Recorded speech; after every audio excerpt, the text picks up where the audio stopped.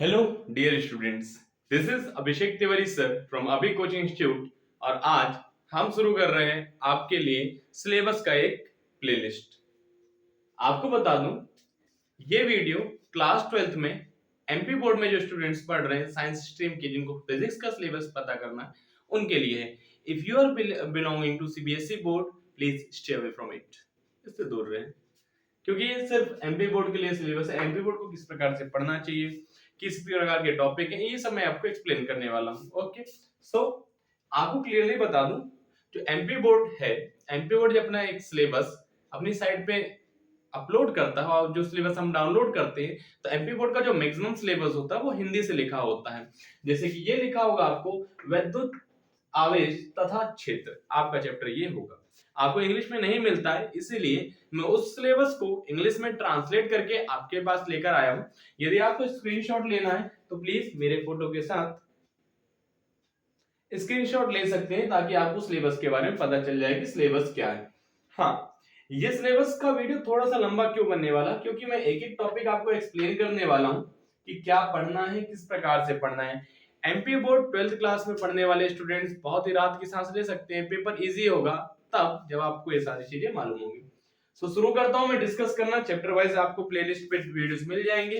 Playlist पर आपके search अभी कोचिंग इंस्टीट्यूट सर्च करके आप हमारी कोचिंग के यूट्यूब चैनल पे जा सकते हैं, इस वीडियोस को देख सकते हैं। सिलेबस 12th फिजिक्स का है, किससे बिलोंग करता है, एमपी बोर्ड से। चैप्टर 1 का आज डिस्कशन होगा। ऐसे हर संडे में ट्राई कर रहा हूं संडे टू संडे ही आपको सिलेबस पहुंचाऊं। आज चैप्टर 1 से स्टार्ट कर रहे हैं कि chapter 1 electric charge and field. उसके अंदर सिलेबस में बेसिकली ये टॉपिक दिए हुए हैं, ये एक्सप्लेन कर रहे हैं बाय अभिषेक तिवारी सर। मैं आपको ये सारी चीजें एक्सप्लेन करके बताने वाला हूं। ओके, सो शुरू करते हैं। ये एमपी बोर्ड में मिटा देता हूं, क्योंकि एमपी बोर्ड आप समझ गए कि एमपी बोर्ड के लिए, तो सीबीएसई बोर्ड के स्टूडेंट थोड़ा सा साइड हो जाएंगे। शुरू करते हैं। Hello dear student, this is Abhishek Tiwari sir from Abhi coaching institute. आपका चैप्टर का नाम है electric charge and field. Chapter number 1, role. Role का मतलब होगा आपका बेसिक रोल में आपसे क्वेश्चंस यहां से पूछे जा सकते हैं कि इलेक्ट्रिक चार्ज के बारे में शुरुआत कहां से हुई, किस कंट्री से हुई। हो सकता है आपसे ईयर वाइज कोई सन पूछ लिया, किसी साइंटिस्ट का नाम, एमसीक्यूज में या वन वर्ड में। ये ट्रू फॉल्स में नॉर्मली बेसिक को छोड़ता हूं, शुरू करता हूं इलेक्ट्रिक चार्ज। मैंने आपको पहले ही बोला, ये मैं आपको एक्सप्लेन करने वाला हूं। रोल को छोड़ते हैं, रोल हर बार लिखूंगा लेकिन छोड़ते हुए। इलेक्ट्रिक चार्जेस, शुरू करते हैं हम किस पर से, इलेक्ट्रिक चार्ज से। एक मिनट हम करता हूं, येलो चॉक ले लेता हूं हाईलाइट करने के लिए। इलेक्ट्रिक चार्ज, इलेक्ट्रिक चार्ज क्या होता है? Electric charge is an intrinsic property of a material by virtue of which it can attract और रिपल एनी अदर ऑब्जेक्ट और any other charge object.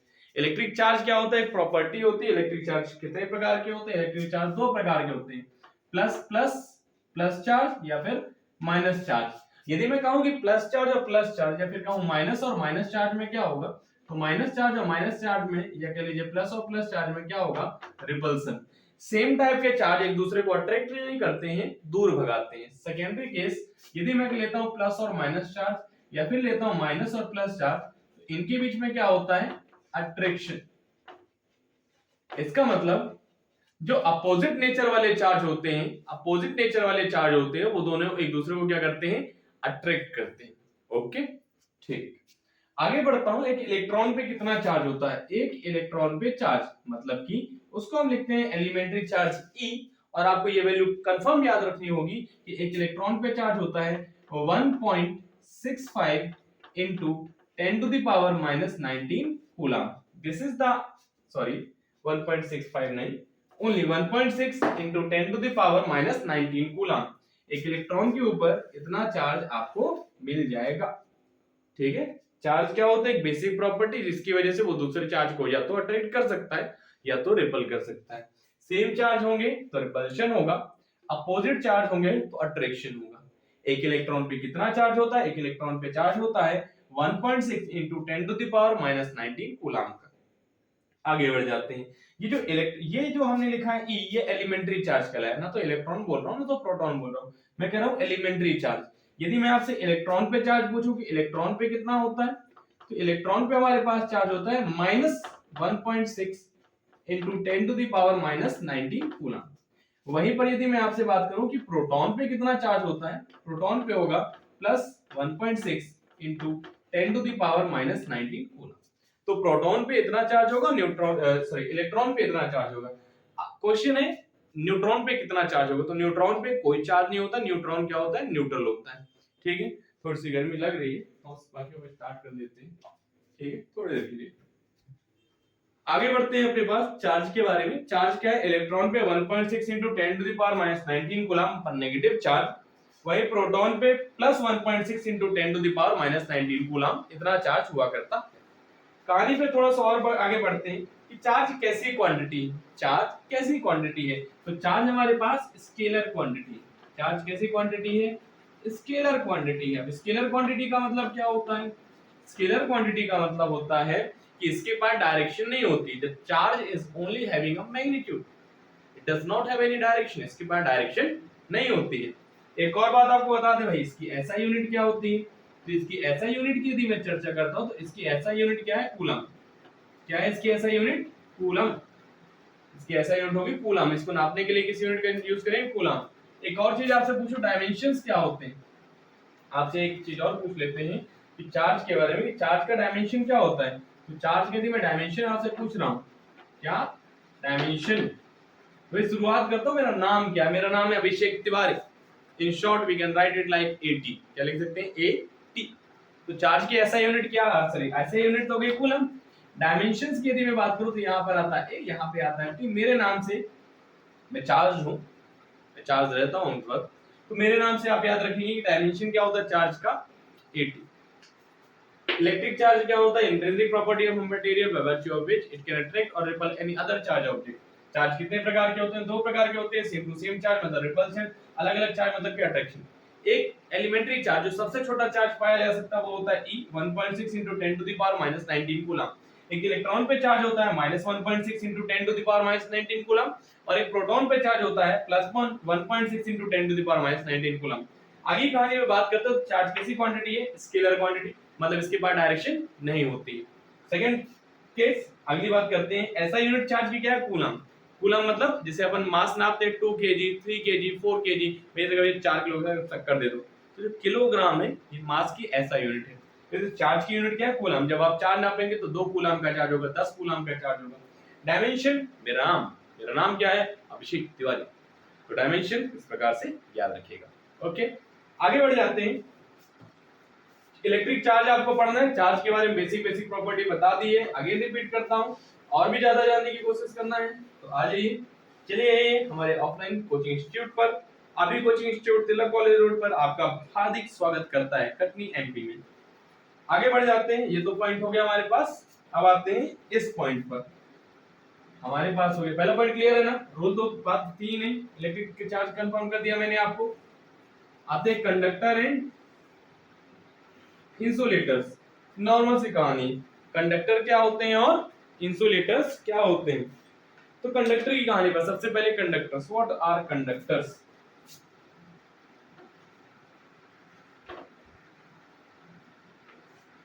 Conductors क्या होते हैं, conductors are the materials which allow the current to pass through it.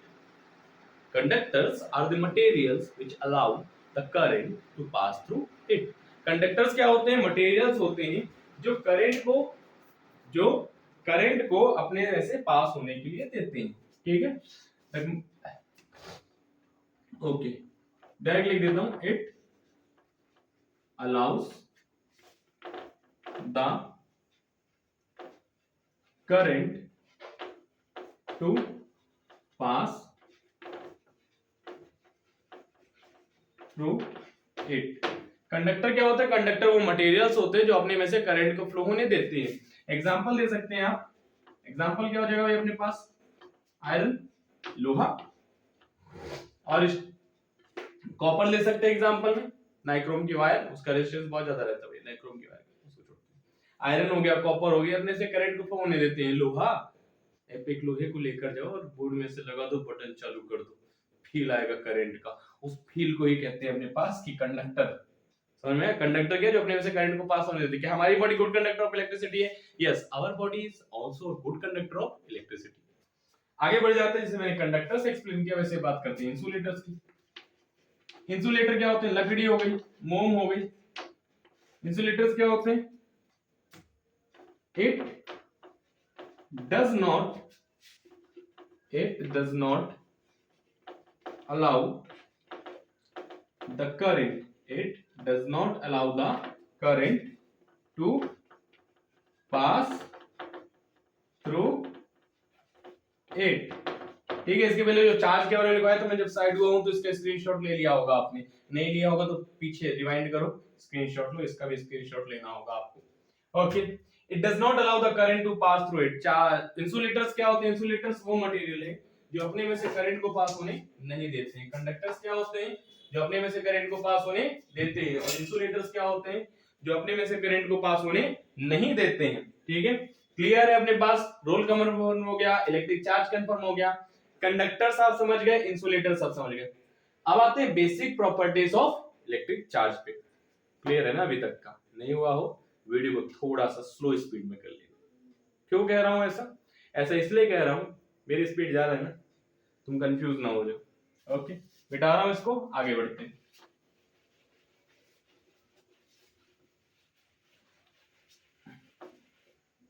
ठीक है, हर एक चीज का स्क्रीनशॉट लेते चले। यहाँ पेन और कॉपी लेकर, मेरा तो पहले तो कह रहा है पेन और कॉपी लेके बैठो। ठीक है, पेन कॉपी लेके बैठो, जो जो लिखवाया जा रहा है, ये नहीं कि ठीक है बाद में स्क्रीनशॉट ले लेते, बाद में बाद में कोई काम आते नहीं, कल कभी नहीं आता है। ओके, ये पूरा का पूरा कॉपी करो, जो अभी लिखवाया था चार्ज के बारे में। शॉर्ट, बिल्कुल बहुत शॉर्ट में आपके नोट्स बन रहे हैं भाई, बहुत ज्यादा शॉर्ट में। आपको कुछ नहीं आता तो इतना तो आता ही, आप कुछ तो लिख सकते हो एग्जाम में। ठीक है, आगे बात करते हैं अपने पास बेसिक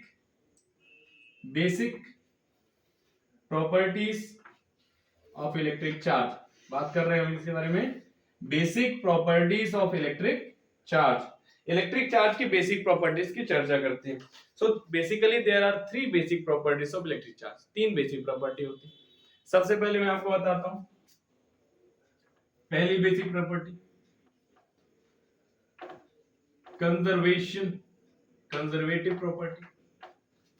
कंजर्वेटिव प्रॉपर्टी का मतलब क्या होता है?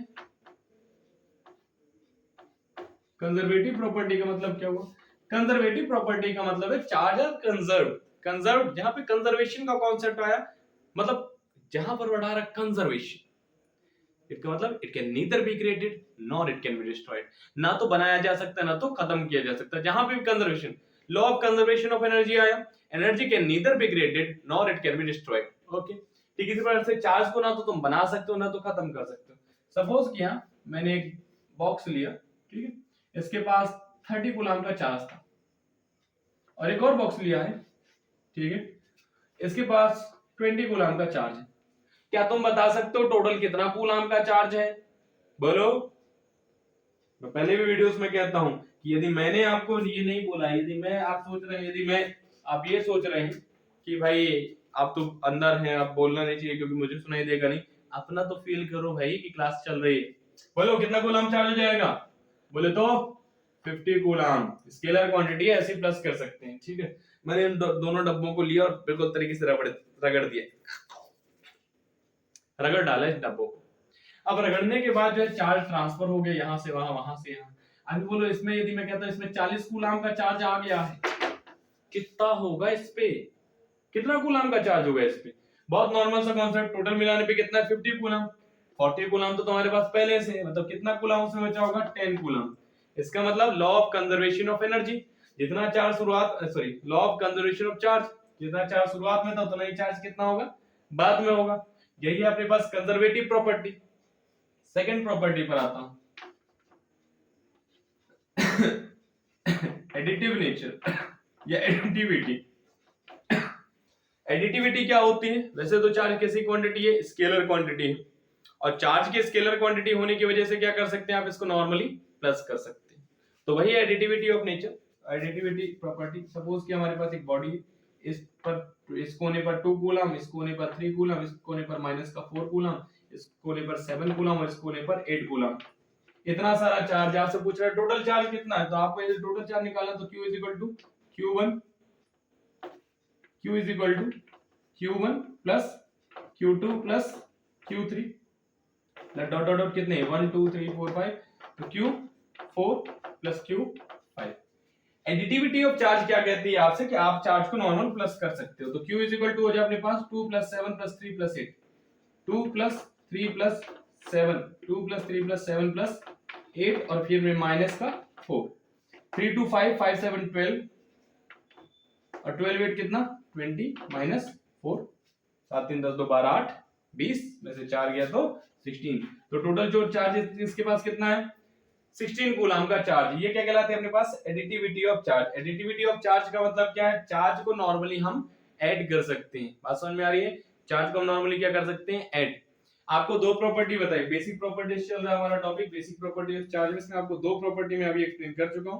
पहली प्रॉपर्टी क्या हमारे पास, पहली प्रॉपर्टी है कंजर्वेटिव प्रॉपर्टी। कंजर्वेटिव मतलब चार्ज कंजर्व रहता है, charge can neither be created nor it can be destroyed. ना तो चार्ज को बना सकते हैं आप, ना तो चार्ज को खत्म किया जा सकता है। सेकंड आते हैं additivity, additive nature of charge. Charge को नॉर्मली प्लस किया जा सकता है, जितना भी चार्ज है आप ऐसे प्लस कर सकते हो।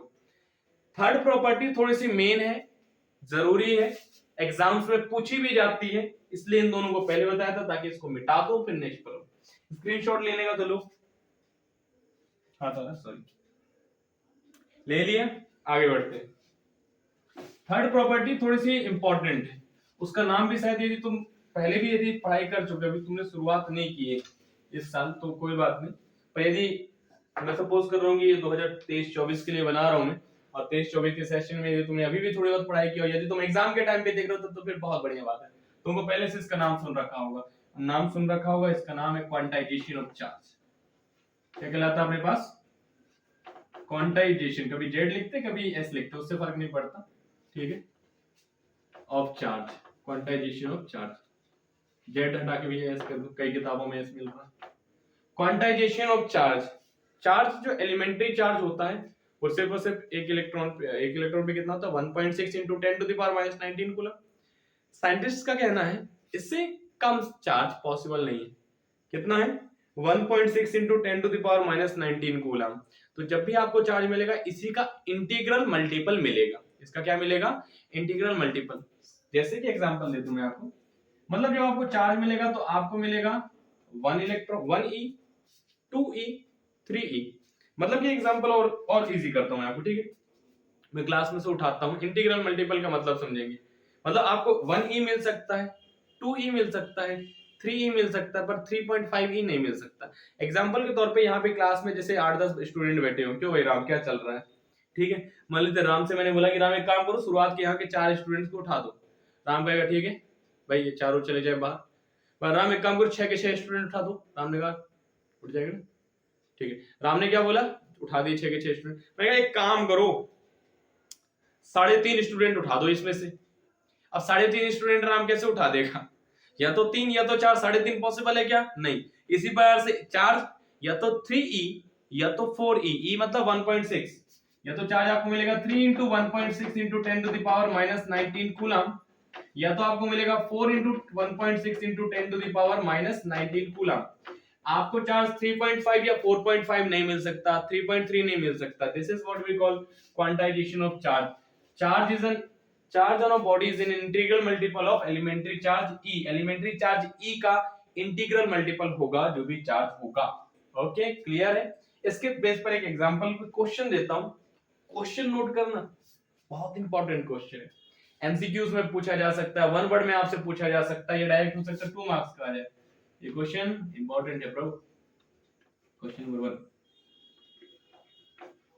How many electrons are there in 1 coulomb of charge. एक कूलम चार्ज में कितने इलेक्ट्रॉन होंगे, ये आपसे क्वेश्चन क्या है, एक कूलम चार्ज में कितने इलेक्ट्रॉन्स होंगे। तो इस पे फोकस करेंगे थोड़ा सा। इस पे फोकस करने का मतलब ये Q क्या है, चार्ज है, ये E क्या है, Q क्या है चार्ज है, E क्या है elementary charge 1.6 into 10 to the power minus 19, और N क्या है नंबर ऑफ इलेक्ट्रॉन की कितने इलेक्ट्रॉन है। क्या मैं इस फॉर्मूले का यूज कर सकता हूं? यदि मैं कहता हूं आपसे क्वांटाइजेशन ऑफ चार्ज का मतलब बताओ, तुम बोलोगे Q is equal to Na। क्या बोलोगे? Q is equal to Na। क्या मैं इस फॉर्मूले का यूज कर सकता हूं? हाँ, मैं इस फॉर्मूले का यूज कर सकता हूं। पहले तो यदि मैं आंसर की बात करता हूं तो बोलोगे चार्ज कितना है? चार्ज अपने कितने कूलम का? 1 कूलम का। n क्या है? नंबर ऑफ इलेक्ट्रॉन्स, वही तो पता करना है। और E कितना होता है? लिख देता हूं, E कितना होता है? 1.6 into 10 to the power minus 19 coulomb. Formula है अपने पास Q is equal to N। क्या मैं N का फॉर्मूला बना सकता हूं? बिल्कुल N का फॉर्मूला बना सकता हूं। N is equal to जो E मल्टीप्लाई हो रहा है यहां की क्या हो जाएगा? डिवाइड। Q अपॉन में E कितना? Q कितना अपने पास? 1 coulomb. Capital Q small q वही बात है, कंफ्यूज मत होना। 1 और अपॉन में कितना आएगा? 1.6 into 10 to the power minus 19 coulomb. Solve करो, जल्दी से सॉल्व करो। वीडियो पॉज कर डालो, या वीडियो पॉज नहीं भी कर रहे हो तब भी ऐसे ही सॉल्व कर डालो। ठीक है, किया सॉल्व? आया कुछ कुछ आंसर? आपके आंसर्स पे बात करता हूं, आपका आंसर आया होगा 6.25 into 10 to the power 18। इतने इलेक्ट्रॉन्स होते हैं। इस चीज को रट डालिए बिल्कुल से कि एक कूलम चार्ज मतलब 6.25 into 10 to the power 18 electrons. Cover हुआ ये टॉपिक। वीडियो पॉज करो, स्क्रीनशॉट लो, आगे बढ़ते हैं। मैं क्यों रुका हूं? मैं चलता हूं। हर स्क्रीनशॉट में मेरी फोटो आनी चाहिए। क्लियर बता दो, आपने को फेमस होने का। ठीक है, फेमस मतलब समझ रहे हो ना? नहीं यार, थोड़ा सा तुमको पढ़ा दूं, थोड़ा सा मैं भी पढ़ा दूं। क्या होता है आजकल मैं चीजों को लिख के रख रहा हूँ। अभी तुम सब्सक्राइब करके जाओगे ना सब्सक्राइब इस चैनल को। एमपी बोर्ड के स्टूडेंट्स प्लीज सब्सक्राइब करो, लाइक करो, शेयर करो। करोगे ना ऐसा? तुम करोगे जब सब्सक्राइब, आएगा पैसा। फिर इसकी जगह पे अपन बनाएंगे एक स्मार्ट बोर्ड जिसमें पहले से टाइप करके रखेंगे, इससे स्लाइड घुमाया करेंगे। ठीक है, तो सपोर्ट तुमका चाहिए, तुम्हारा सपोर्ट चाहिए होगा। सब्सक्राइब करके जाना, सब्सक्राइब करके जाओगे तभी ये वीडियो बनते रहेंगे। सब्सक्रिप्शन यदि आगे नहीं बढ़ते वीडियो बनाना कैंसिल। ठीक है, नहीं ऐसा कुछ नहीं है, मैं इतना भी रूड नहीं होने वाला हूं तुम लोग के साथ में। ठीक है, अगले टॉपिक पर आते हैं ना। चलो पढ़ाई लिखाई पे फोकस करते हैं। कूलम्स लॉ, क्या कर रहे हैं अपन? Coulomb's law. ठीक है, अभी तीन ही वीडियो 20 मिनट्स हो गए, आगे बढ़ते हैं। वीडियो यदि बीच में रुक जाएगा, कभी कभी स्टोरेज प्रॉब्लम होती है, तो एक वीडियो मतलब उसी के साथ कनेक्ट कर दूंगा दोबारा से। ठीक, आते हैं कूलम्स लॉ पर। ठीक है, बहुत बढ़िया टॉपिक, अक्सर पूछा जाता है कि गॉसेस लॉ से कूलम्स लॉ का डेरिवेशन। ठीक है, नोट कर लो, गॉस लॉ से कूलम्स लॉ का डेरिवेशन पढ़ के ही जाना है एग्जाम में। ऐसा नहीं गारंटी दे रहा हूं कि आएगा ही आएगा, लेकिन मैक्सिमम चांस रहते हैं आने के इस क्वेश्चन के। ठीक है, कई बार आ चुका है, रिपीट होता रहता है। ठीक है, शुरू करें हम। अभी है व्हाइट चौक ही मिली। चलिए, वैसे कलर वाली चौक भी है पर व्हाइट चौक पे फोकस करता हूं मैं। कूलम्स लॉ शुरू करो, डेफिनेशन बोलता हूं। The force of attraction or repulsion between two stationary point charges is directly proportional to their magnitude and inversely proportional to the square of distance between them। इसको सुनो और लिखो, बार बार नहीं बोलूंगा, फिर से रिपीट करता हूं। The force of attraction or repulsion between two stationary point charges is directly proportional to the product of their magnitude, charge का magnitude, to the magnitude of charge, and inversely proportional to the square of distance between them, and the force acts along the line joining the two charges। ठीक है, ये अपने पास Coulomb's law है। अब इस Coulomb's law को मैं आपको एक्सप्लेन कर दूं कि suppose we are having two charges. Suppose कीजिए कि आपके पास दो चार्ज है। एक चार्ज है हमारे पास Q1 और दूसरा चार्ज है हमारे पास Q2। इन दोनों चार्जेस के बीच का सपोज कर लिया हमने जो डिस्टेंस है वो हमारे पास क्या है? R। ये दोनों चार्ज यदि सेम चार्ज हुए, प्लस प्लस चार्ज हुए तो क्या होगा? रिपल्शन। एक प्लस हुआ दूसरा माइनस हुआ तो क्या होगा? अट्रैक्शन। तो इन दोनों के बीच फोर्स लगेगी, दूसरे को या तो खींचेंगे या तो धक्का देंगे, दूर भाग, ऐसे कभी खींचेंगे भाई तो चैन हो जाए। ठीक है, ऐसा होगा कि नहीं होगा? होना ही होना, गारंटीड है, होना ही होना है। ठीक है, आगे कहानी पर आ जाते हैं। तो ये जो फोर्स लगेगा इनके बीच में, तो ये किस बात पे डिपेंड करेगा? तो ये फोर्स डिपेंड करेगा F डायरेक्टली प्रोपोर्शनल। क्या तुम कह सकते हो, देखो एक कूलम का चार्ज होगा 1 1 1, कम फोर्स लगेगा। मैं कहा 100 कूलम का चार्ज, 150 कूलम का चार्ज, अब इनमें ज्यादा फोर्स लगेगा कि नहीं लगेगा? लगेगा। मतलब फोर्स जैसे जैसे चार्ज का मैग्नीट्यूड बढ़ा रहा हूं वैसे वैसे क्या बढ़ रहा है force. The force is directly proportional to the product of magnitude of the two charge, F is directly proportional to Q1 multiplied by Q2। और डिस्टेंस पे कैसे बढ़ेगा भाई, नॉर्मल सा कॉन्सेप्ट, एक आलपेन रखी मैंने यहाँ पे, एक मैग्नेट यहाँ पे रखता हूँ, चिपक जाती है, मैं आलपेन को दूर करता हूँ यहाँ पे, मैग्नेट को इतनी दूर रखा हूँ, अभी नहीं चिपकेगी, आना चिपकना नहीं चिपकेगी। क्यों नहीं चिपकेगी भाई, दूर चला गया ना, मतलब जितना ज्यादा दूर दूर करता जाऊं फोर्स उतना ज्यादा कम कम होता जाएगा। तो inversely proportional, F is directly proportional to 1/r²।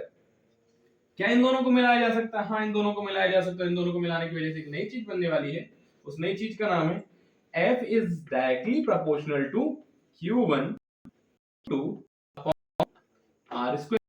क्या ये मैं प्रोपोर्शनलिटी का साइन हटा सकता हूं? मैं प्रोपोर्शनलिटी के साइन को हटा सकता हूं। इस प्रोपोर्शनलिटी के साइन को हटाने के लिए लगाना होगा कांस्टेंट इज इक्वल टू एक constant k Q1 Q2 upon r²। ये हमारे पास फोर्स का फॉर्मूला बना। आपका मन होगा कि सर ये k के बारे में इन्फॉर्म कर दीजिए, तो k के बारे में इन्फॉर्म करता हूं। F is equal to 1/4 pi epsilon naught Q1 Q2 upon r²। This is the basic formula which you are going to use to calculate the force between two charges। ये आपके लिए formula बना है दो charge के बीच में लगने वाले कूलम्बियन फोर्स के लिए। 1/4 पाई एप्सिलॉन नॉट की खुद में एक वैल्यू होती है, वो होती है 9 into 10 to the power 9। तो आप हो सकता है फॉर्मूला इस प्रकार से बन जाए, F is equal to 9 into 10 to the power 9 Q1 Q2 upon r²। This was the Coulomb's law। Coulomb's law थोड़ा सा एक्सप्लेन कर दिया है, डेफिनेशन आपने मेरे मुंह से लिख ली होगी जो मैंने बोला ही थी सुन सुन के, यदि तुम अच्छे से डिक्टेशन कर पाते हो तो, नहीं कर पाते तो पहले सीखो। कूलम्ब्स लॉ मैंने आपको डेरिवेशन डेफिनेशन आपको सुना दी थी, वो लिखी होगी आपने, थोड़ा सा डायग्राम करके ये कॉपी कर लीजिए, आपका कूलम्ब्स लॉ कवर हो चुका है। ठीक है, मिटा दें, स्क्रीनशॉट लिया होगा या फिर पॉज किया होगा, जो काम किया आपने। वैसे तो मैं जब समझा रहा हूं तब भी साथ साथ लिख सकते हो तो और भी अच्छी बात है, तब साथ साथ में जो तुम लिख रहे हो तुमको समझ में भी आएगा क्या। Coulomb's law cover, okay, Coulomb's law हो गया, आगे बढ़ जाएंगे। बहुत ज्यादा दूर फैला दूं मैं पढ़ाने पढ़ाने के चक्कर, आगे बढ़िए, चलो शुरू करते हैं। Coulomb's law, force between multiple charges, जो बहुत सारे यदि चार्ज रखे हो तो उनके बीच में लगने वाला फोर्स कैसे निकाला जाता है। इसको एक और नाम दिया जाता है, बुक में जाके उसको पढ़ेंगे, उस बुक में उसका नाम होगा प्रिंसिपल ऑफ सुपरपोजिशन। में व्हाइट चौक ले लूं, 2 मिनट रुको। क्या कहते हैं उसको, क्या कहते हैं, प्रिंसिपल ऑफ सुपरपोजिशन। ठीक है, आपके टॉपिक का नाम है force between multiple charges. Force between multiple charges. ठीक है, इसको कहते हैं अपन क्या, प्रिंसिपल ऑफ सुपरपोजिशन। कि सपोज कि हमारे पास एक चार्ज यहाँ पे रखा है Q1, सपोज कि हमारे पास एक चार्ज है 2 कूलम का चार्ज, यहाँ पे रखा अपने पास 3 कूलम का चार्ज, और यहाँ पे रखा हुआ अपने पास 4 कूलम का चार्ज। ठीक है, तो क्या इन दोनों चार्जेस की जो फोर्स लगेगा, हाँ सपोज कर लिया F1, इन दोनों के बीच में लगेगा क्या, मान लेते हैं ये माइनस का 4 कूलम चार्ज है, ठीक है, ये प्लस का 2 कूलम, और ये सपोज कर लीजिए कि माइनस का 3 कूलम है। ठीक है, इन दोनों सबके बीच में एक फोर्स लगेगा। ठीक है, ये जो फोर्स है ये प्लस वाला माइनस को क्या करेगा, अपनी तरफ अट्रैक्ट करेगा, इसके फोर्स इस तरफ लगेगा, प्लस वाला माइनस को अट्रैक्ट करेगा, यहाँ फोर्स लगेगा, प्लस प्लस में क्या होगा, रिपल्शन, यदि ये इसके ऊपर फोर्स लगा रहा है तो ऐसे फोर्स लगा देगा इस तरफ। ठीक है, तो इस बार जो फोर्स लग रहा है तो आपका जो फोर्स का सम आएगा वो वेक्टर सम आएगा, F is equal to F1 plus F2। ठीक है, ये कहलाता है आपके लिए प्रिंसिपल ऑफ, एक और नाम, हाँ ये लिखना चाहिए मुझे, आपकी बुक में इस नाम से दिया होगा, प्रिंसिपल ऑफ सुपर पोजीशन। आपके बुक में इस नाम से मिल जाएगा आपको, कि क्या नाम होगा उसका आपके बुक में, प्रिंसिपल ऑफ सुपरपोजिशन। ठीक है, फोर्स बिटवीन मल्टीपल चार्जेस का कांसेप्ट क्या है, आपको एक दो क्वेश्चन न्यूमेरिकल सॉल्व कर लेने के, इस बेस पर आपको न्यूमेरिकल सॉल्व करने हैं। 2 3 4 5 चार्ज रखे होंगे, उनके बीच में लगने वाले फोर्स के लिए आपको 2-4 न्यूमेरिकल सॉल्व कर लेना, कांसेप्ट हो जाएगा। नहीं होगा तो कोचिंग ज्वाइन करो, क्यों नहीं ज्वाइन करते हो, पढ़ाई मस्त करने का है ना। ठीक, ये मिटा रहा हूं, इसमें ज्यादा टॉपिक है ही नहीं, इलेक्ट्रिक फील्ड लाइंस एक्सप्लेन करूंगा, ठीक है। क्योंकि मतलब इस जो टॉपिक अभी बताया ना, पे क्या होते हैं, न्यूमेरिकल होते हैं, और यदि मैं न्यूमेरिकल कराने पे हो गया तो जो घंटे का वीडियो जो मेरे को लगता है अप्रॉक्स बनने वाला है, अभी यदि मैं तुमको देख के बताऊं, मैं बहुत घूमता हूं, क्यों 30 मिनट का वीडियो बन चुका है और अभी इतने टॉपिक एक्सप्लेन हुए, ठीक है। ये अप्रोक्सीमेटली 1 घंटे तो हो जाएंगे, तो वही कह रहा हूँ वीडियो बहुत ज्यादा लंबा हो जाएगा यदि मैं न्यूमेरिकल्स पे फोकस करने लग जाऊं तो, इसलिए नहीं किया, ठीक। Next topic, electric field. किस पर आ रहे हैं अपन, इलेक्ट्रिक फील्ड पर, ठीक। सुनेंगे इलेक्ट्रिक फील्ड पर, ठीक। सपोज कि हमने हमारे पास एक मैग्नेट है, ये नॉर्थ पोल और ये साउथ पोल, यहाँ पे एक नेल रखी हुई है, एक नेल मतलब कील रखी हुई है। तुम नेल क्या जानो, तुमसे अंग्रेजी आती नहीं, बेइज्जती नहीं कर रहा हूँ, मजाक कर रहा हूँ, ओके, सीरियस नहीं लेना बिल्कुल, और हेट नहीं फैलाएंगे।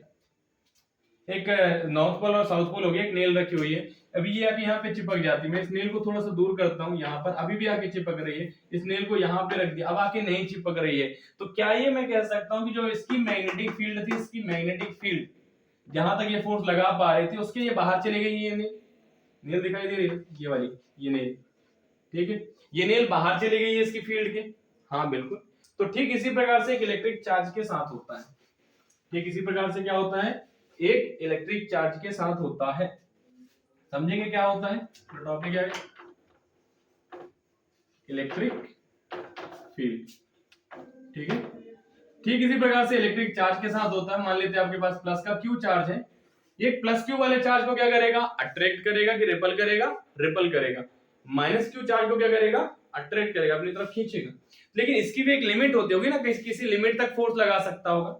सपोज क्या यहाँ पे एक प्लस का क्यू चार्ज है, इसको रिपल करने लगा, दूर भगाने लगा, लेकिन वही प्लस का क्यू चार्ज यहाँ पे खड़ा हो जाता फील्ड के बाहर आके, कहता मारो ना धक्का, वो कह रहा तुम मेरी फील्ड के बाहर, वो कह नहीं अब मारो ना, अब परेशान करो, फील्ड के बाहर आ गया है। तो इलेक्ट्रिक फील्ड क्या है, फील्ड क्या है, जिसके आसपास उसका इन्फ्लुएंस दिखाई दे रहा है, जहां तक उसका इन्फ्लुएंस है वो उसकी फील्ड है, इन्फ्लुएंस से बाहर गया मतलब फील्ड से बाहर गया।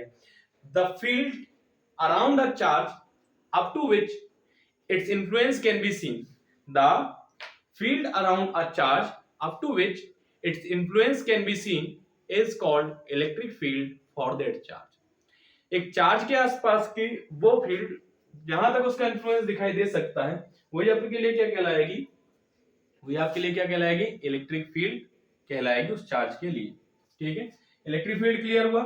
अगला टॉपिक है आपके पास इलेक्ट्रिक फील्ड लाइंस।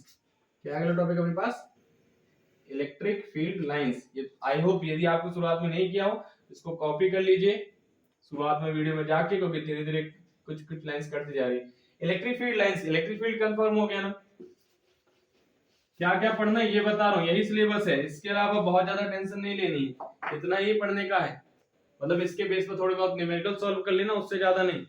ब्रह्मास्त्र पढ़ के जाने की जरूरत नहीं, एमपी बोर्ड के एग्जाम में बड़ा इजी एग्जाम आता है, ये तुम ढंग से पढ़ाई करके जाते हो, और सच बता रहा हूँ तुम अच्छे से पढ़ाई करके जाते हो 90 प्लस, कुछ दिक्कत वाली बात नहीं, प्रैक्टिकल में नंबर मिलते मिलते, ठीक है।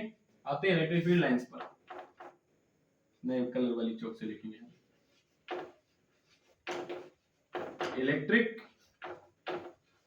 Field lines. मैं कुछ कुछ प्रॉपर्टीज एक्सप्लेन कर दे रहा हूँ इलेक्ट्रिक फील्ड लाइंस की। पहली प्रॉपर्टी कि इलेक्ट्रिक फील्ड लाइंस हमेशा प्लस से निकल के कहां जाती है, माइनस की तरफ। Electric field lines always emerge from plus charge and goes to minus charge, ठीक है। प्लस से निकल के कहां जाती हैं, ये माइनस की तरफ जाती हैं, क्लियर ये वाली बात, यहां से अंदर आएंगी, प्लस से निकल के इलेक्ट्रिक फील्ड लाइंस माइनस की तरफ जाती हैं। सेकंड केस, यदि अपन कहें सिर्फ और सिर्फ प्लस चार्ज है तब, तो प्लस चार्ज से निकल के कहां जाएंगी, इंफिनिटी की तरफ। प्लस चार्ज से निकल के कहां जाएंगी इलेक्ट्रिक फील्ड लाइंस, इंफिनिटी की तरफ, वो भी बिल्कुल सीधा सीधा ना, हाँ कहां तरफ जाएंगी, इंफिनिटी की तरफ।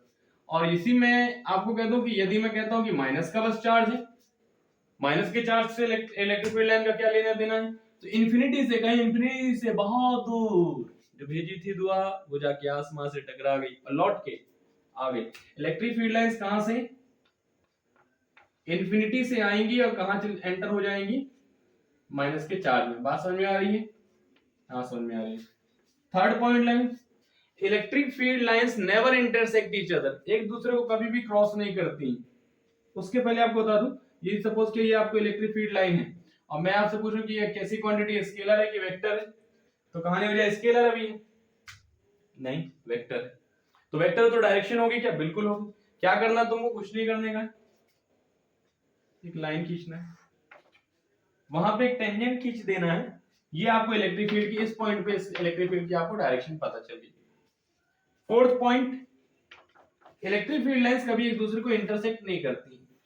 रीजन बताता हूं, यदि ये इंटरसेक्ट करेंगे एक दूसरे को तो यहाँ पे अपन दो टेंजेंट, इस पॉइंट पे दो टेंजेंट खींच सकते हैं, एक टेंजेंट ये हो जाए और एक टेंजेंट ये हो जाए, मतलब इसी पॉइंट पे अपन को इलेक्ट्रिक फील्ड लाइन की दो डायरेक्शन मिल रही है, जो कि पॉसिबल नहीं है। यदि मैं सामने आता हूं, ठीक है, ये मैं सामने आ रहा हूं बिल्कुल एकदम से, शायद चेहरा ना दिख रहा हो, नहीं दिख रहा होगा, ठीक है, यदि मैं सामने आ रहा हूं तो तुम कहोगे सर सामने आए, और यदि मैं इस तरफ जा रहा हूं तो आप कहेंगे सर इस तरफ गए थे। अब मैं यहाँ पे वापस करूं, अब पूछ रहा हूं मैं आप किस तरफ गया था, मैं लास्ट बार होता हूं, तो या तो मैं इस तरफ गया था या तो मैं इस तरफ गया था। मैं पूछूं सर किस तरफ गए थे, तुमने कहा सर इस तरफ गए थे, इस तरफ किस तरफ, नहीं सर इसी तरफ गए थे। क्या दो डायरेक्शन हो सकती है, पॉसिबल नहीं है। ठीक इसी प्रकार से इलेक्ट्रिक फील्ड लाइंस की दो डायरेक्शन नहीं हो सकती है, बात समझ में आ रही है, इलेक्ट्रिक फील्ड लाइंस की दो डायरेक्शन नहीं हो सकती है। आगे बढ़ जाए, यही कुछ बेसिक प्रॉपर्टीज थी, और भी प्रॉपर्टीज आप पढ़ सकते हैं। इलेक्ट्रिक फ्लक्स पे पहुंचने से पहले इलेक्ट्रिक फील्ड का कुछ फॉर्मूला वगैरह होता है, वो मैं आपको बता दूं, ठीक है, ये मिटा दे, नॉर्मल सी कहानी थी, बता दिया आपको, ठीक है। इलेक्ट्रिक फील्ड लाइंस की जगह पे इलेक्ट्रिक फील्ड की बात करते हैं। इलेक्ट्रिक फील्ड अभी थोड़ी देर पहले मैंने एक्सप्लेन की थी कि इलेक्ट्रिक फील्ड होती क्या है। The field around the charge up to which its influence can be seen is called the electric field for that charge. ये उस चार्ज के लिए क्या कहलाएगी, इलेक्ट्रिक फील्ड कहलाएगी। आगे बढ़ जाते हैं, इलेक्ट्रिक फील्ड कहलाएगी, क्लियर है। आगे बढ़ जाते हैं, बढ़े आगे, चलो बढ़ते हैं। इलेक्ट्रिक फील्ड का यदि फॉर्मूला पूछो तो क्या होता है, ठीक है, मान लीजिए प्लस का क्यू चार्ज है, इसके आसपास एक चार्ज रखा हुआ है, उस चार्ज का नाम है क्यू नॉट।